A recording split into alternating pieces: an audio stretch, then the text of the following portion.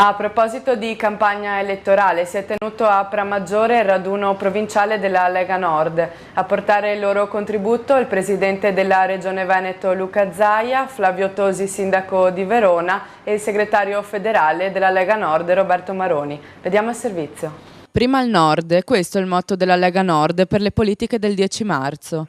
I rappresentanti del partito si sono radunati a Pramaggiore in occasione della 16ª edizione della Festa della Tagliata, insieme ai cittadini del Veneto orientale.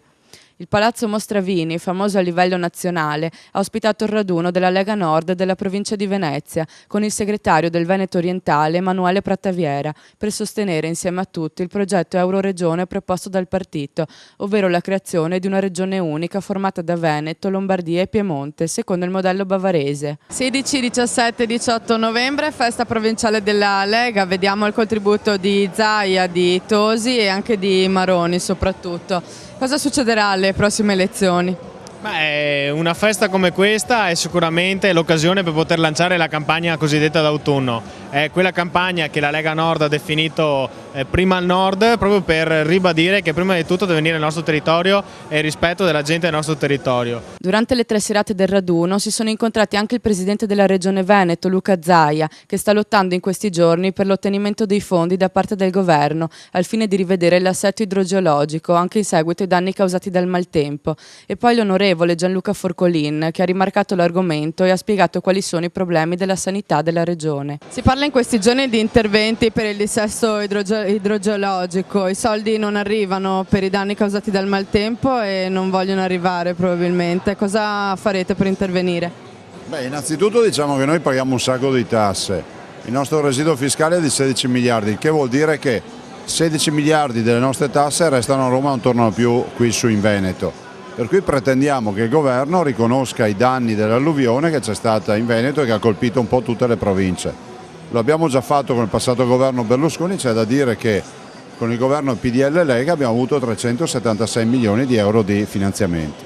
Abbiamo avuto proprio ieri un interessante incontro a Jesolo sulla direttiva Bolkestein, che poi ha trattato anche le mareggiate, quindi gli eventi di queste ultime settimane, e quindi credo che il governatore Zaia si sia già mosso per chiedere attraverso appunto il governo dei fondi da reperire proprio per questo disastro, diciamo, idrogeologico. È da dire anche che il governo poco più di un mese fa, per salvare la cosiddetta Ilva, che poi non c'entrava nulla con l'Ilva di Taranto, ha anche prosciugato quei fondi che erano a disposizione proprio invece per questo tipo di rischio idrogeologico. Per quanto riguarda la sanità invece abbiamo sentito un intervento di Luca Zaia, soprattutto in merito alle liste d'attesa. Ma la sanità purtroppo dipende totalmente dal finanziamento pubblico dello Stato.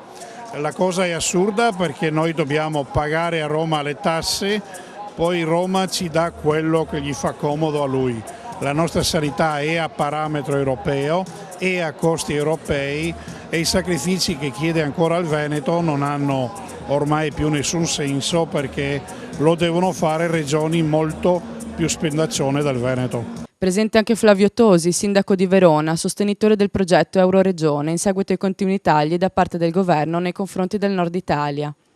Speriamo che non trionfi la rassegnazione, questa è l'ultima occasione che c'è per cambiare le cose nel nostro paese. Molto dipenderà evidentemente non tanto dalle elezioni romane, che lì presumibilmente cambierà gran poco, non è mai cambiato niente, ma dalle elezioni locali, quindi dai comuni importanti magari come Treviso, come San Donà, ovviamente la regione Lombardia, cioè dove veramente si può provare a far cambiare qualcosa, perché è dal territorio che si deve forzare il cambiamento, perché dallo Stato centrale noi siamo stati al governo più e più volte e alla fine ci hanno fregato, quindi la nostra gente deve capire che bisogna difenderci qua in casa nostra. Ad intervenire durante la serata del 17 novembre il presidente della provincia di Venezia, Francesca Zaccariotto, che ha rappresentato anche la sua città, San Donà di Piave, in vista dell'elezione del prossimo sindaco.